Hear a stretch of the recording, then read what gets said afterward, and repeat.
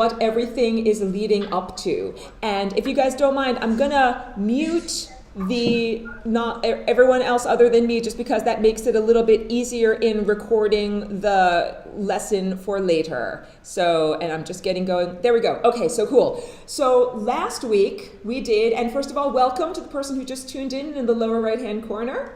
Hello, welcome.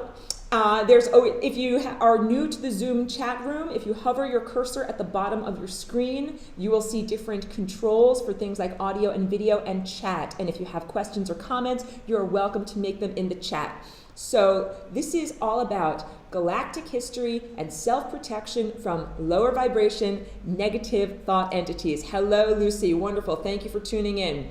I say that this is the nuts and bolts because all of the lessons the entire semester leading up to tonight have been all about achieving that foundation of unconditional love, because that is the real way that you quote unquote fight demons. We don't fight demons with an axe, even though I love Buffy the Vampire Slayer and I found that to be a very inspiring show, but we must take that allegory, not literally, but figuratively, that what we're really using are energy weapons. We use our body, our being, our spirit, our energy, our consciousness, and most importantly, the vibration of unconditional love in order to fight, and the fight that we fight is for personal freedom. This is a huge thing.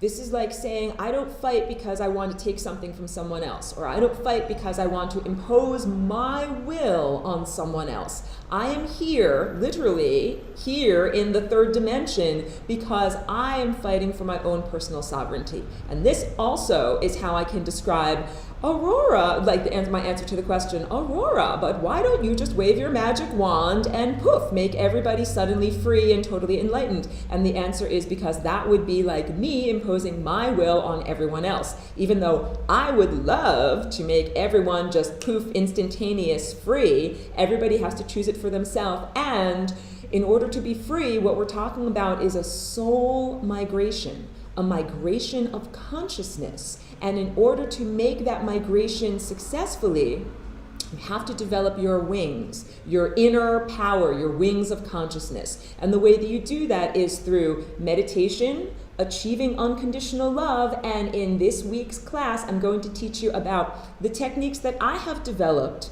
for fighting with love against the lower vibration negative thought entities. Now, people have found this information to be really life-changing because, first of all, just recognizing that there are negative entities that are around one's being and that, first of all, they would like to kill you. It's not just paranoia to say this, but they'd really like to kill you. If they can't kill you, they'd settle for manglement. Anything that would let off a lot of like pain and torment. They'd also go for mental anguish, mental torment, like emotional torture. They're down with that. They love that. Or even if they can just agitate you and make you feel anxious and uncomfortable. Hello, welcome to the person who just tuned in down there. We are doing self-protection for negative thought entities. If you need to check out the controls at the bottom of your screen, will control the video and mute button if you need to change your visibility right now. We're talking about ways of protecting ourselves from the beings that occupy the interstices between the physical third dimensional reality that everyone that's on screen here occupies and the higher dimensional, less dense realities that many of our hyperspace friends who don't show up on camera occupy. That there is a meniscus, a membrane, or a lens, which is like the fatty deposits, like, you can have arterial blockages in your heart. Well, this is blockages in the proper circulation of consciousness throughout the universe. That there are these beings who have refused to face their karma, meaning refused to face the truth of their debts that they have accrued through their actions in the third dimension. And in so doing, they can't move forward and they're holding a lot of other beings back. And those beings, and this goes everything into last week, so I'm doing a little bit of recap, but then I'm getting into how do we act towards these beings. The reason why I gave a really long and involved telling of the story of What happened in Atlantis? What is my personal connection to that culture and the cultural upheaval that was experienced?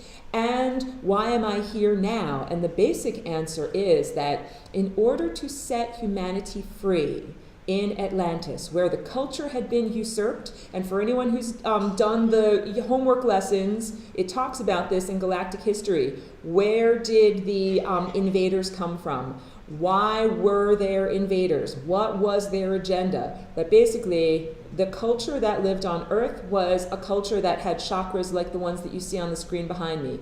Perfect divine alignment, perfect harmony. There was no such thing as disease. There was no such thing as death that was an unconscious death. So there was voluntary conscious death. If you can imagine, maybe you've lived for 1,000 or 2,000 years and you feel like you're ready to lay down your body and go on your journey, like some stories of yogis of the Far East or supreme meditators of the Buddhist tradition who are able to simply sit down in meditation, still their heartbeat, still their breath, and consciously exit their body and go on their journey of consciousness. That is what life was like in Atlantis until the invaders came. These were invaders of consciousness. Consciousness is expressed by and contained within your DNA.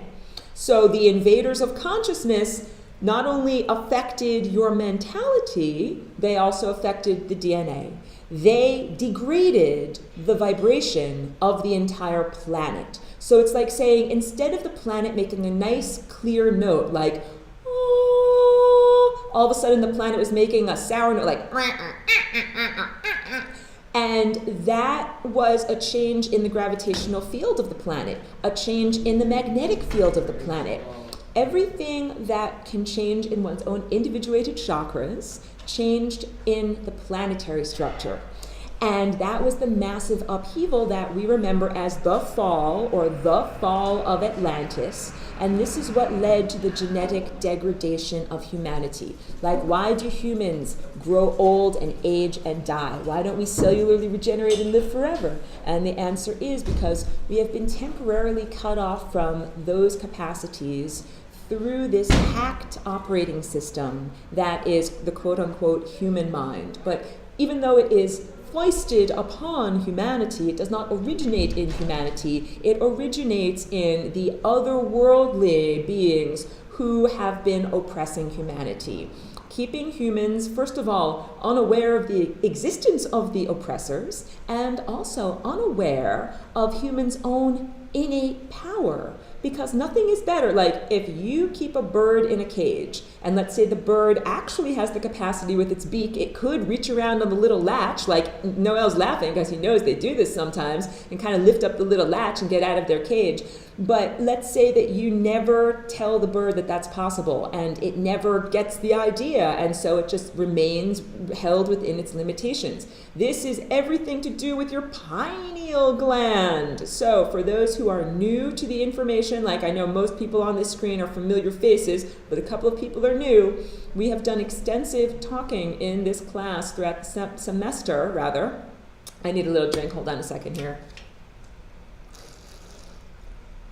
We've spoken extensively throughout the semester about the pineal gland and the importance of the pineal gland and its connection to the higher consciousness chakra that is the indigo chakra. So this is Christ consciousness, this is our third eye, this is our brow chakra, and it is connected to and emanates from the pineal gland. So the pineal gland itself has been degraded in humanity, and it's atrophied like a muscle that has not been used and energy has not flowed to that area of the body. The pineal gland in most people has not been fed with vitality, and so it is a mere shadow or a tiny fraction of what it could actually be.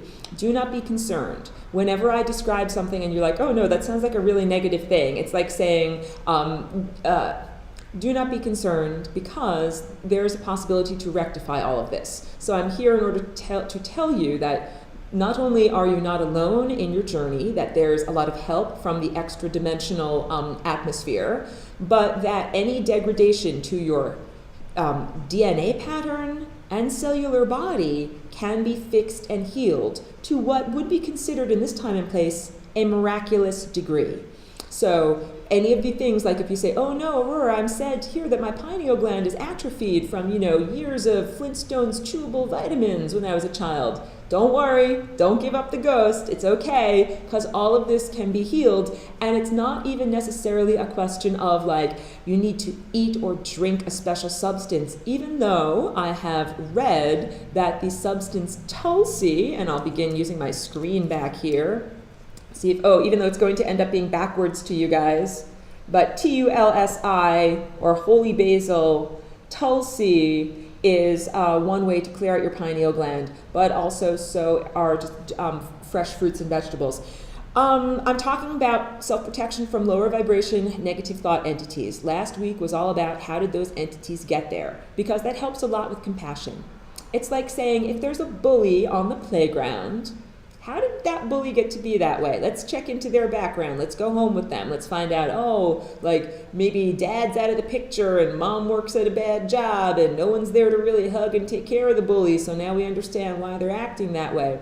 Well, this is very much a question of where do our attackers come from? Why do they feel the need to attack us? So first of all, we recognize that we are constantly under mental attack or being mentally abused. This really must be understood. When I say that your mind is a hacked operating system, it means that there are holes for entry, that other beings may enter your mind against your will. Much like a young child who has suffered from various abuses during their upbringing, if you have never had appropriate boundaries, you don't know what is right touching and wrong touching. And all of humanity has been subjected to the wrong touching of the mind, abuse of the mind, consistently since infancy and early childhood, since the installation of the software that allows the mind to function and that allows you to speak, that you have been systematically abused by these higher dimensional beings. And, adults often idealize the experience of childhood. Children are the most vulnerable to these types of parasitic attacks by negative vibrational entities.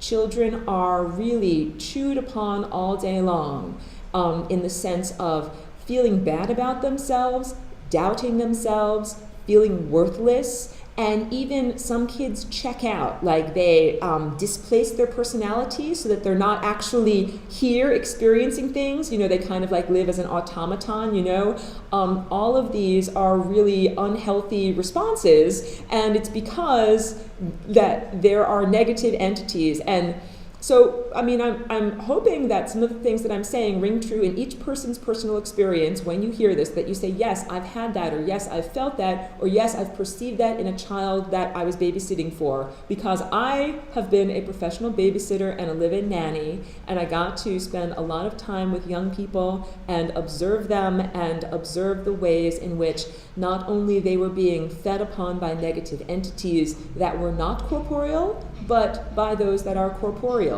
And they were living through other kids on the playground and family members who were abusive. So now we have to get into this. Each one of us is like an antenna, and we pick up various different consciousnesses that we then manifest or that act through us. If you're a high quality antenna, you pick up beautiful, loving consciousnesses. We would say Christ consciousness, and that is what acts through you. If you are a slightly off-kilter antenna, then there are blind spots and areas of interference where the unconscious dark side can act through you. So this is what it must be understood. Just like the retina of your eye has a blind spot called the scotoma. This is where your optic nerve attaches to the retina. Even though we don't recognize it because your brain does an amazing capacity, or your system of perception has an amazing capacity to fill in the blanks with what it expects to see. And there's a huge life lesson about reality there. Like, what's that thing over there? Don't pay attention to it. Just, fill in the blanks with what you expect to see. Like, this is what one's mind and perception do. We don't necessarily recognize that we have a blind spot. And it is the same thing with one's personality characteristics and perception and emotions. Each one of us has a blind spot or an unconscious dark side. Guess what? Even Jesus Christ has an unconscious dark side. We would define that as Antichrist. So the illuminated part of one's being would be akin to Christ consciousness. It's like right now, the lights are on. The lights are on in this room. You can see, oh, look, there's a person here. Look at that. What you cannot see is what's in the shadows. For example, you cannot see what's behind that screen. It is blocked. It's in the shadows. It doesn't necessarily mean that there is something bad or wrong behind the screen. It just means that it is blocked and it is not illuminated. However, let's say this. Let's say that everybody's got an area in their life that constitutes, quote unquote, behind the screen, and that there are negative entities or shadow entities that lurk back there. And even though the person that you see out here is totally cool, the entities that are behind the screen are totally uncool. And this is pretty much the explanation of a lot of the human realm that you see around you. When I first came into this realm, and for anybody who's new to the broadcast or whatever, I'm a walk-in, and I'm about 13 years old, 13 years here in this physical body here. When I first came in, I did not necessarily understand that other people can be conduits for really negative or demonic entities, and that it is dependent upon how you have your genetic antenna tuned. You can tune in to negative entities who then speak through your mouth and act through your being and vibrate through your energy field, or you can tune into higher vibrational beings. And I experienced the spectrum, and it's like at the taste test at Baskin-Robbins. I tasted that one, I tasted that one, I tasted that one, and I tasted all these, sensed all of these different people, and I got to sense like, oh, okay, this is the negative flavor. This is what it's like when someone has this type of entity acting through them. And also, when those entities approached me, I had to learn how to discern from beings who I did not want to interact with, from beings that I did want to interact with. In the telepathic realm, before my vision has kicked in, other senses have been my way of perceiving. So in the hyperspace realm, I don't necessarily see a person's face. I sense their energy. Sometimes it's a smell, sometimes it's a feeling, it's an energetic signature. I am certain that each person's sensorium is totally unique and individual to them. In much the same way that some people have synesthesia, and they might call the smell of tangerine pointy. Really, there's a person who feels that way. I read a book all about it. People perceive very differently in the extrasensory realm. I am very visually oriented, and you can tell I paint these things that I perceive with, so it is a visual, but for some people it's auditory, and my way of telling who a person is in the otherworldly realm, you'd be surprised because I'm very visual, but a lot of the time it's olfactory. It is based on how they smell. And I bring this up because I'm talking about people's genes, people being a blend of many different star heritages, and that leading to their quote-unquote smell or the overall sense of their energy and their aura. So basically, early in my journey, I didn't know how to discern. I began to learn how to discern, and now I'm very skeptical about who I choose to spend time with in my energy field, because I can tell from way far away, even beyond, I can tell down the street a person who has demonic energy beaming through them.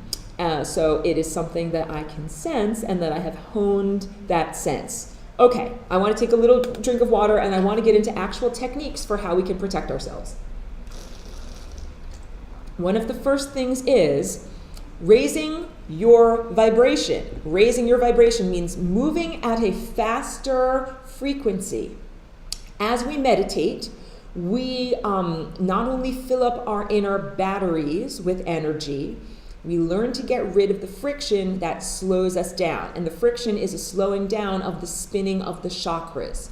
The more that you're able to hold inner silence, and the faster you're able to go, the faster is your energetic metabolism. The way that these negative lower vibrational entities have been oppressing humanity is that they're very fast. They live in a realm that's just a little bit faster than the realm of the physical. So they're able to get in their sneak attacks like that fast. To give an example that's rather humorous, I once was a bunny sitter, like a professional bunny sitter, and these bunnies were very badly behaved. And I would this one, it was like his life's mission, just to pee on my lap. And I would sit down on the couch and he would jump up and pee and jump off like that fast. I couldn't get him off. And these are what these little sneak attacks are like. These are what these little demonic presences are like. They hide in the shadows. They depend upon their capacity to be unperceived or underperceived. They fly in under the radar, and they steal in a very surreptitious way. They siphon off energy from the chakras. They do it in various different ways. One way that they do is with a mental implant. They might give you the seed of a thought in your mind, and this is like sticking a little stick into a rotating energy field, or like a wheel that is spinning like on a bicycle. And if you put a twig into the bicycle wheel, then it will stop that wheel from spinning effectively. This is one way that energy is bled off or siphoned off from the chakras. Because remember, the beings that do this, they can't eat food. They don't have access to their own innate divine connection to, infinity. So the only way that they can get energy is by siphoning it off of you. Just like robbers stealing gas out of your gas tank from your car. They literally take a tube and suck it out of your gas tank. This is how energy is sucked out of your chakras. Here's a rule of thumb.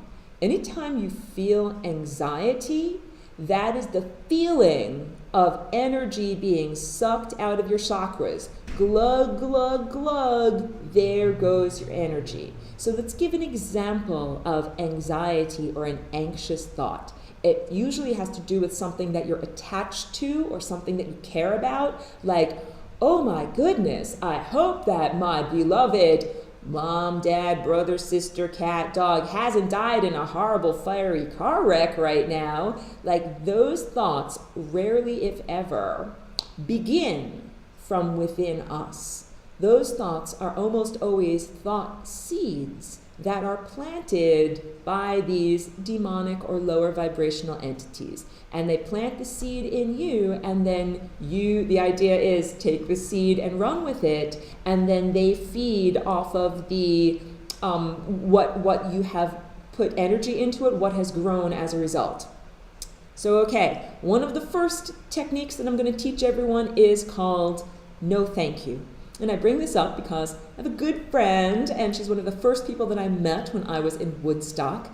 And at that time, she had very young children, like age 3 and 5. And she's a progressive mom. Instead of having to say all the time to her kids, no, stop that, stop it, you're being bad, you're being naughty, she would say no thank you to their bad behavior. If they started poking and, prodding each other and, getting physically violent, she would say, no, thank you. I don't appreciate that behavior. Or no, thank you. I don't appreciate that energy. And it's a way of saying, I value you, you're my child, but I don't like the way you're acting. Well, okay, when these negative thought entities approach us, one of the first things you can say is no, thank you.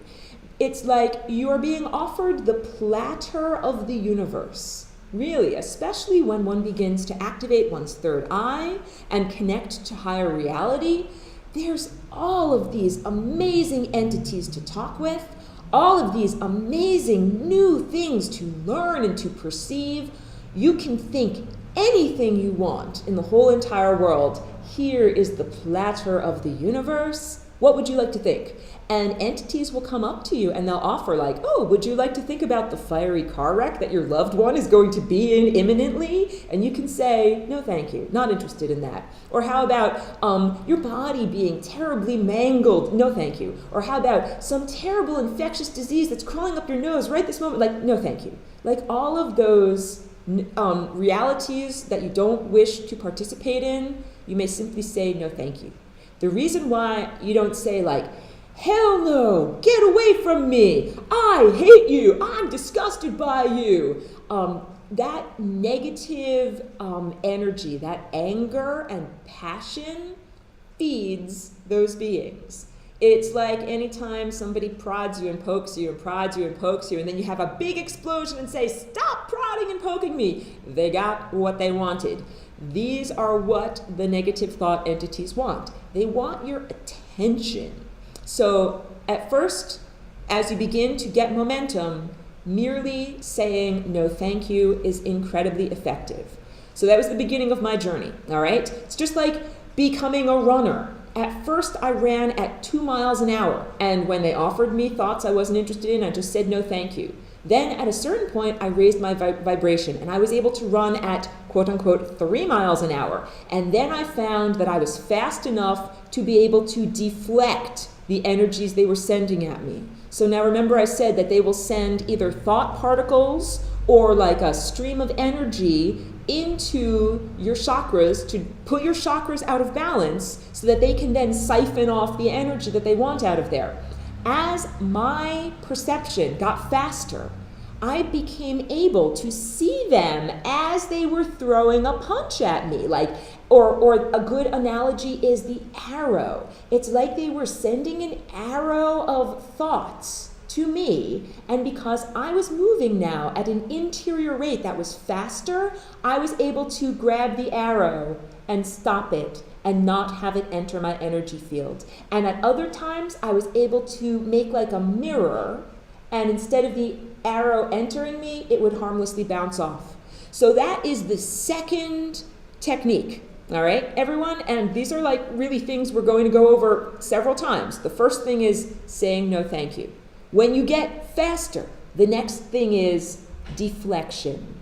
Think of it as like a mirror or a shield that you can use to deflect negative comments, negative energy, unloving thoughts. And this also goes down to programming one's Merkaba, because I program my Merkaba as it is rotating, that its facets bounce out anything that is of a lower vibration than unconditional love, and that it allows in only vibrations that are of unconditional love and above.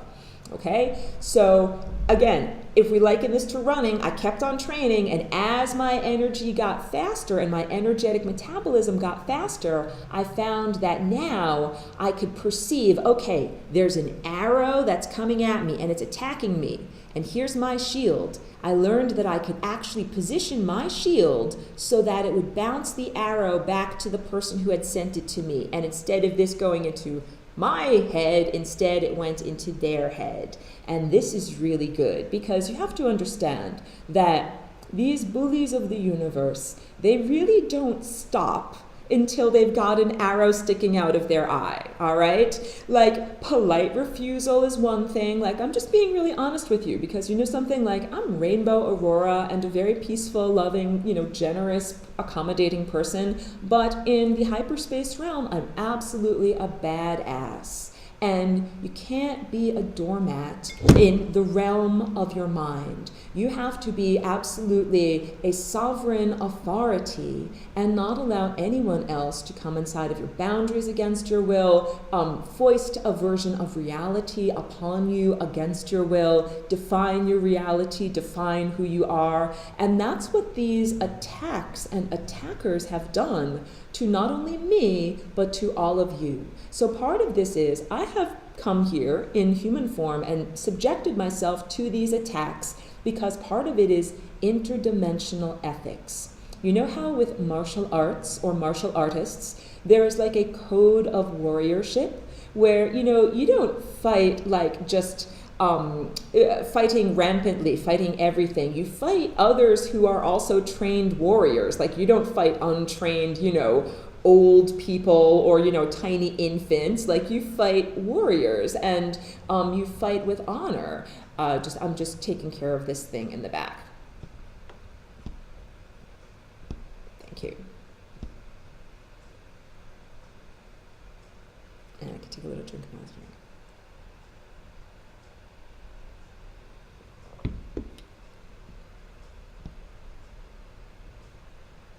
Hold on one second. You're being very patient. Thank you.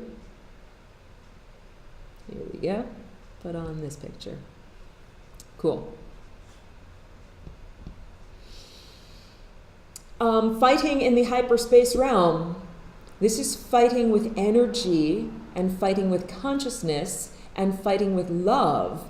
And as you raise your vibration, you begin to perceive the beings that are attacking you much more clearly. At a certain point, when I had raised my vibration enough, I started to actually see them with my physical vision. I would see them out of the corner of my eyes, and sometimes they looked like little shadows that were skittering around the sides, or they might jump across my vision, kind of leaving like a little like comet's tail behind it, or so I started to recognize that these were, let me start the recording in the background. These were the physical or semi-physical manifestations of the negative thought entities. And all of this was valuable to me because it meant that I could see my adversary. So, okay, part of it is I'm submerged in the third dimension, facing the same challenges that everyone who is submerged in a physical form is. So this is part of it. And I've figured out techniques that work that everyone can apply.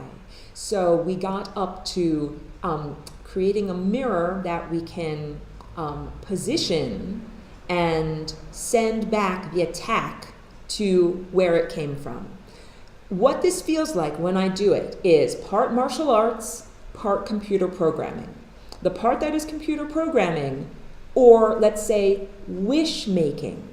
If you have ever used spell crafting or wish making, it has everything to do with focusing your intent, making a very clear laundry list, quote unquote, of what you are intending to do, and then putting all of your emotional energy and all of your passion into that and saying, this is what I believe to be true, this is what I know to be right, and I'm standing my ground firmly on this. So remember, this is a battle of the mind. These lower vibrational negative thought entities will come to you as concepts. They might be factual, or they might be erroneous, or they might be factual statements that are being used in a manipulative format. So, it's very easy to manipulate people. All you have to do is tell them that they're going to get what they want. And hyperdimensional beings can read humans really, really easily, like a book. Like whatever are your desires, it's easy to say, oh, you want such and such thing? You'll get it if you only do this, if you only follow me. Like this is the manipulation dance. So, okay, I'm not going to get into that. When I raised my vibration a little bit further, from being able to deflect, I started to be able to see the punches as they were coming at me. Like sometimes it even looked like a fist was coming at me. And then I got some of my own weapons. So I got a plasma sword that I was able to use to cut off these appendages. So here's how you get a plasma sword in the hyperspace realm, okay? First of all, by understanding sovereignty. That means that we each have boundaries. It is totally acceptable to say, although I am connected to the universe and part of the oneness and part of the universe, I also have a selected area that I would delineate as my personal space and the area of my personal responsibility. That's like sovereignty. It's like saying, I'm a country of one and this is my boundaries, or like I'm a planet and this is my atmosphere. And anyone who comes onto my planet is subject to the rules of Aurora, all right? So now things get to be a little bit different. In the past, we've gone from being mind raped, where something else comes into your mind against your will, to now understanding, wait a minute, if you come inside of my mind, you're a part of planet Aurora, and I can do what I want to do to you because you're a part of me. These are interdimensional ethics. We become empowered when we know our rights. Just like if you know your rights in speaking to a police officer, if you know your cosmic rights, then you will not be a doormat and you won't be exploited by these higher dimensional beings. So now, when those beings come inside of me, and when it is not by my express invitation, and I perceive them coming inside of me, and what I perceive is their appendage. Remember, in previous lessons, I have spoken about the third eye, which attenuates or reaches out, kind of like an elephant's trunk. This appendage is what we use to sense, like an elephant's trunk. We use it to touch things and smell things and pick them up in the hyperspace realm. And you can use it to reach into someone else's mind. And you can use it to touch their mind gently and graciously. And you can also use it to touch their mind in a horrible, torturous way. And this is what demonic beings do. They reach into your mind and into your energy field, and they touch you and stimulate your mind in a way that you will release negative emotions, because that is what they feed on. And these beings are experts at manipulation and negative stimulation. And they do it. So, okay, let's talk a little bit about the hierarchy of hell. And then I'm also going to or do you want me to do first the final technique, okay? Final technique, then hierarchy of hell. I started with my plasma sword cutting off their appendages. And the plasma is like saying, that's my boundary. You're allowed to have a charged field, kind of like the Starship Enterprise, like, Scotty, shields at full volume, please. So I have shields around me. And if you stick your appendage into me, and then I turn on my shield, and I happen to cut off your appendage when it's inside of me, I get to keep it. And so I developed a technique of doing that, where when these beings would stick their appendages into me, I would cut them off. And I have a whole virtual trophy case that is like saying, look at all of the beings whom have attacked me, and look at what happened to them. And these are beings, remember, who can't regenerate. They're not connected to God. If you cut off part of their body, like, they're that way. It's like a zombie, or some undead creature. They're not going to heal up from that. They're just going to walk around as like a horribly mutilated being. So I cut off a lot of appendages. And why, you may say, Aurora, why do you do that? Like, you are not a violent person. Like, you're not a bloodthirsty person. You know, like that Kill Bill movie where she's got a sword and she's cutting off everybody's heads. Like, why are you doing this? And the answer is because for many bullies, they will not stop until their heads get cut off.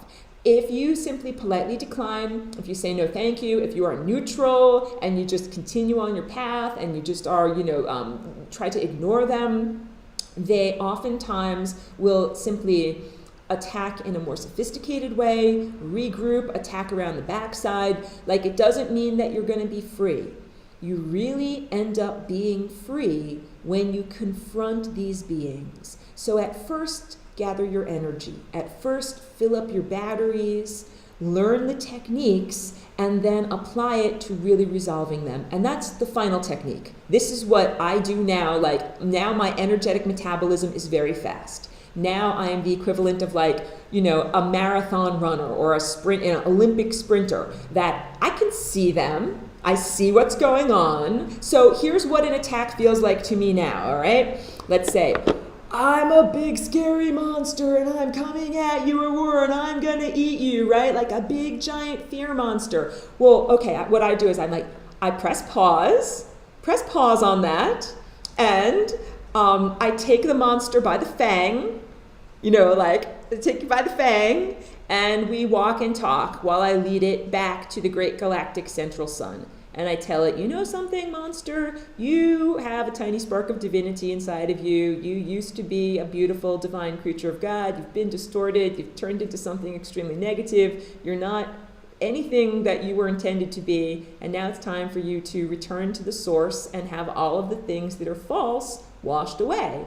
And I now send them back to the great galactic central sun.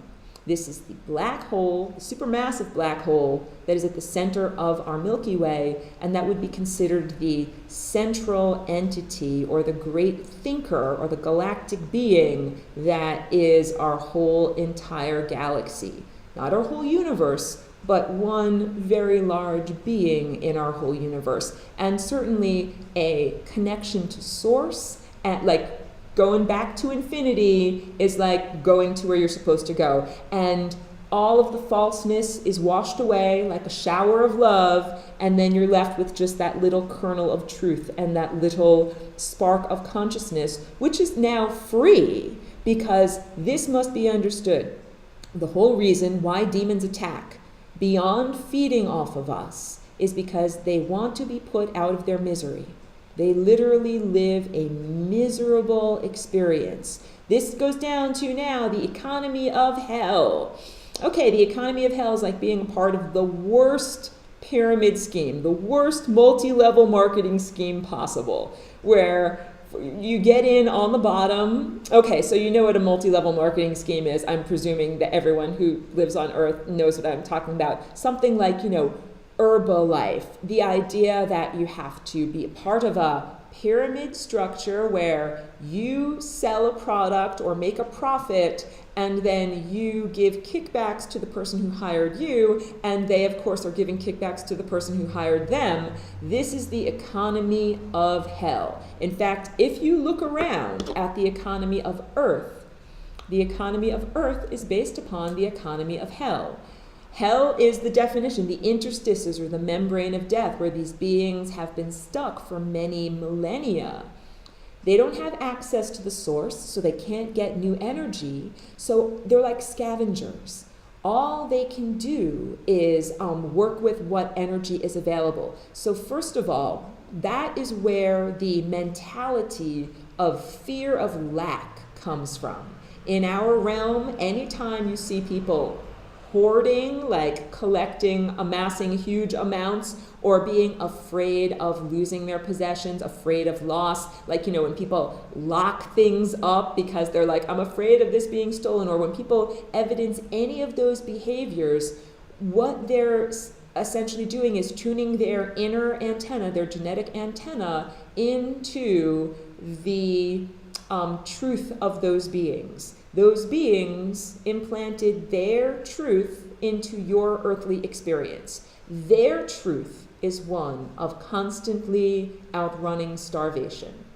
They don't have a divine connection, and they can't eat physical food. Without feeding off of the living, it's like vampires, really, if you think about it. And that is why we've developed the cultural vernacular shorthand of a creature like a vampire. On the one hand, we say vampires are so much more powerful than humans because they're stronger and they can fly and they can this and they can that. But on the other hand, vampires are very vulnerable, and they always have to hide from the sun, and they always have to feed off of the living. And if they don't get, the proper nutrients, then horrible things happen to them. So it's not like saying that they're invulnerable. These beings are still vulnerable because they have needs. Like if you have an innate divine connection, you're invulnerable. You don't need anything. It's like being innately wealthy. It's like, I don't need to work for you. I got what I need. My bank account is full. I'm connected to God. But if you don't have a connection to God, then all you have is what you've been able to beg, borrow, or steal from others. So in the economy of hell, we're talking about energy. Money is energy. And in the economy of hell, people steal energy from each other. And the energy is emotional energy. And the energy comes from humanity in terms of consciousness, and it is fueled by the food that humans eat.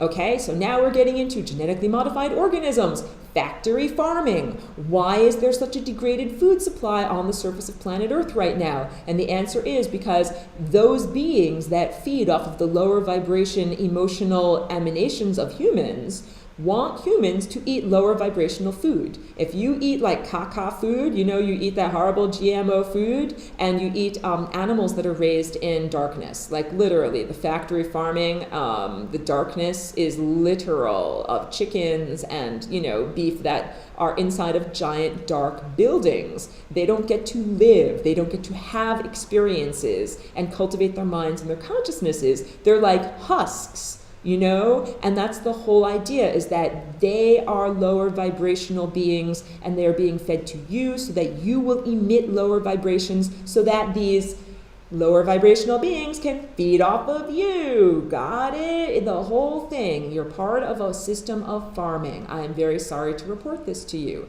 And the whole system of the economy in terms of physical currency like cash has been designed to elicit negative emotions.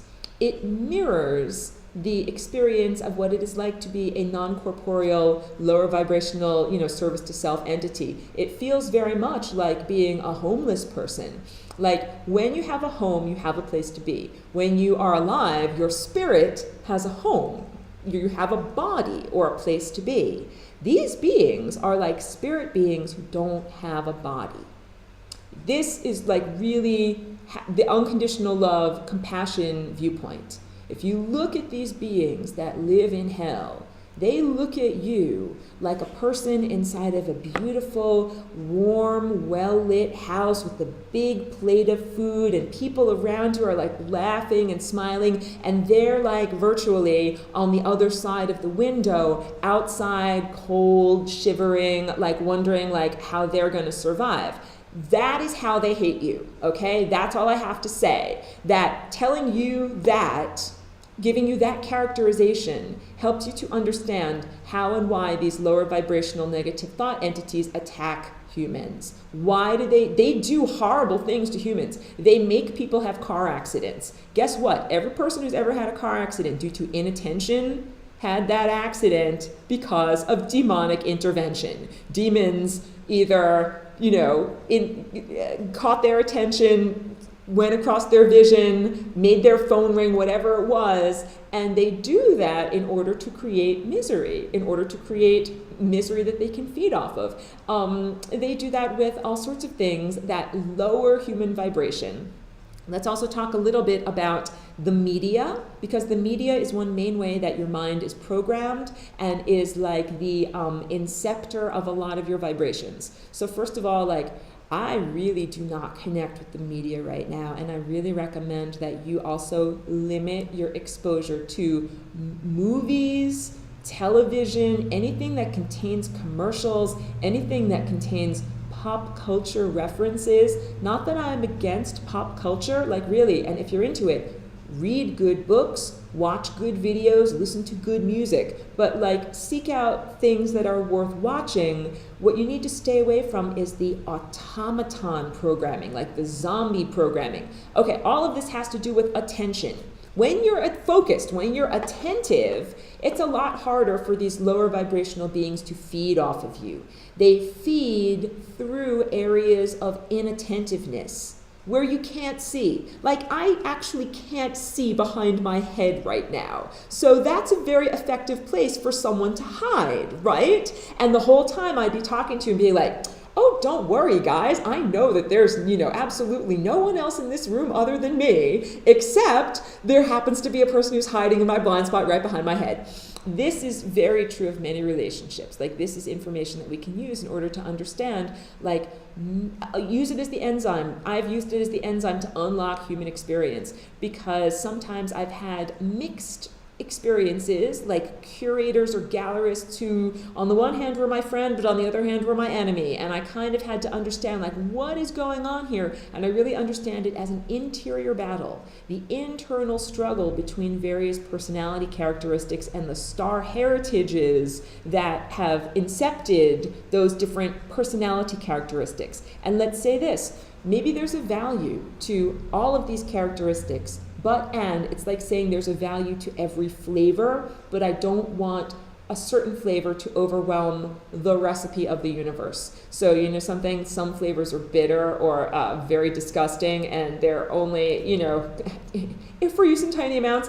And I would really say that that's what some of these negative entities are all about. Okay, so wait, hold on one second while I just take a little drink. In the economy of hell, only the lower down people only touch humans. Humans are like dirty diapers, like, ew, I had to touch a human. Really, like being down in the trenches and actually either interacting with a human mentally or having to neurally stimulate a human is considered low paying work, like fast food wages type of work, not good. It's like farming. But by doing that, by stimulating humans on a direct level, humans emit these substances, and the substances are actually refined into like a type of food or like a juice or a beverage or an elixir.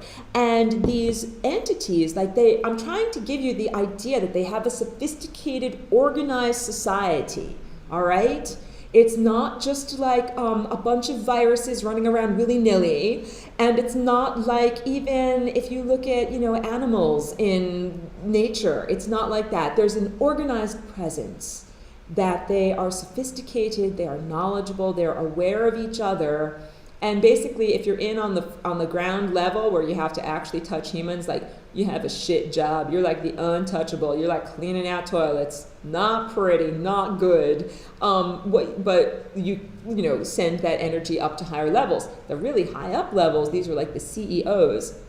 They don't actually have to touch humans, and they just like drink an elixir of human misery. Like, oh, that was delightful. Like, did you taste that war? Oh, it was delightful. And you think that I am using hyperbole right now, but I'm not. I would like for you to know that I'm being literal. There are what would in human terms be judged as monstrous beings whom have incepted wars for their own delightful nourishment and intoxication. Like, this is the elixir of human misery that has been pressed out of the death of, let's say, millions of soldiers in World War I, and I will be so happy to drink it down, glug, glug, glug, and it goes into me. Like, I am, you know, pretending, of course, that I am some evil entity. And when I use the word evil, I really mean service to self, anti-awareness, embracing darkness, embracing chaos, but also, you know, I've spoken about beings that go on their journey and non-duality, and that at this end of the flying rainbow lasagna we have energy, and at this end we have entropy, and that we don't judge these beings of darkness, that darkness is the equal opposite to the creation of matter, solidified light, and that, so okay, this is like how we resolve duality. This war, all right, I just taught you guys battle techniques. First of all, congratulations that all of you have entered this class. You may not understand it, but there have been many intentional obstacles placed in your path to prevent you from being able to get here and watch this information and be exposed to it, because this is all empowerment information. So I'm so happy that you got the information, and now that you have this, you are like not the average kindergartner on the playground, okay? This is like your first judo lesson. You now have some moves. You have things that you can do. I don't want you to be bullies or be needlessly violent at all. What I am here and teaching you is self-empowerment. I wish for each one of you to be the king or queen of your own realm, and to only have beings interacting with you who are beings that you choose, and that you choose for them to be purely, unconditionally love beings, and that you are in charge of your own reality, because that is what these negative thought beings have tried to do. They want to hijack reality by hijacking each one of us because we are emanators of reality. So kicking out the losers, getting rid of the cosmic creeps, this is step one towards freeing the planet. Do you understand? This is the change. And everyone is thinking about, okay, there's going to be a big event. There's going to be flying saucers that land on the front of the White House. You know, there's going to be some huge document that is signed or some video that is released. It is about the interior. It is about your internal experience. It is about no longer allowing, I literally call them cosmic creeps, to enter into your energy field. Those beings are being flushed. Just like when there are hardening of the arteries and there's blockages, and doctors go in there and they flush that out so that the energy can flow. There are many wonderful energy workers, myself included, but there's a lot of people that are out there doing work in hyperspace in order to clear out these energies that have been stuck for a very long time. So on the one hand, okay, I can clear stuff out when it directly affects me. This is interdimensional ethics, okay? It's kind of like saying I'm a little bit hemmed in by the rules of what I'm allowed to do. Because otherwise, why don't I just wave my magic wand? Wave my magic wand and kapow, I take care of your entities. I take care of your entities, and yours, and yours, and yours. Man, believe me, I would love to. Can't take care of everybody else's entities. I can take care of the ones that are attacking me. Here's how we constitute or define an attack. If they're trying to kill me, if they're trying to harm me, if they're trying to take energy from me or prevent energy from getting to me. So some entities do this. Like you might have something set up on one of your timelines, a good job offer, or some trip that's going to happen because you meet the right person, and these negative demonic entities will cause an interference so that you don't end up getting that energy. Maybe you don't get the job. Maybe when you go to talk to that person that you would have gotten the job from, maybe one of these negative, lower vibrational entities speaks into that person's mind and mind rapes them and tells them, whatever you do, don't hire this person, and makes them feel very agitated and bad and works against you. I am saying that yes, there is that level of control over your day-to-day reality. And there's also a concomitant, equal, and opposite angelic mafia. As much as there are demons or lower vibrational beings that are working to prevent you from getting resources, that there are also angelic beings that are hoping and helping to connect you to resources and opportunities and everything that you need, okay?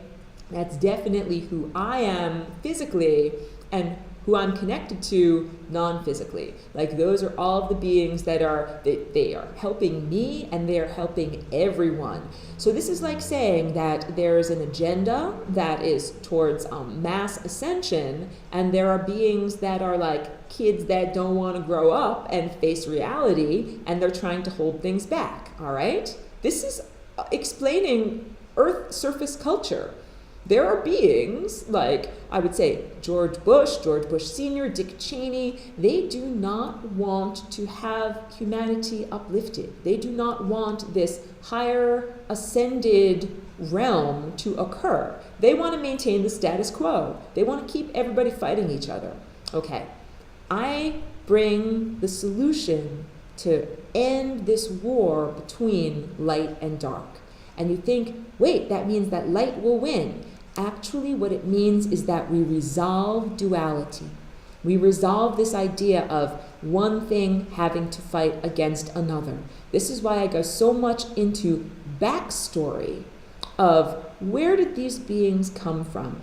It's very different if a monstrous being with, giant teeth jumps in front of you. That's really different than if okay, where did they come from? What made them be that way? How did they get there? What's motivating them? Why are they trying to eat me? What makes me so delicious to them? When you know all of that, things really, really change. And it is easier to maintain a stance of compassion, of understanding, but also compassion does not mean doormat. So remember, I told you that really the highest thing that you could do is send all of those beings into the sun. Now I'm going to go back into the science talk that I sometimes do, the idea of entropy. Entropy means loss of energy. In the world of physics, the physical realm, it would mean something that is totally cold, where there is no longer any molecular movement. Like all of the little tiny specks of matter have gotten so cold that they've slowed down, and there's like almost no movement. That level of entropy is also unity consciousness, in the same way that, like the sun, or a really, the presence of all information, the presence of all energy is also unity consciousness. And that we are here in this experience as a refinery, refining substances in the direction that they are supposed to be going. So we have towards one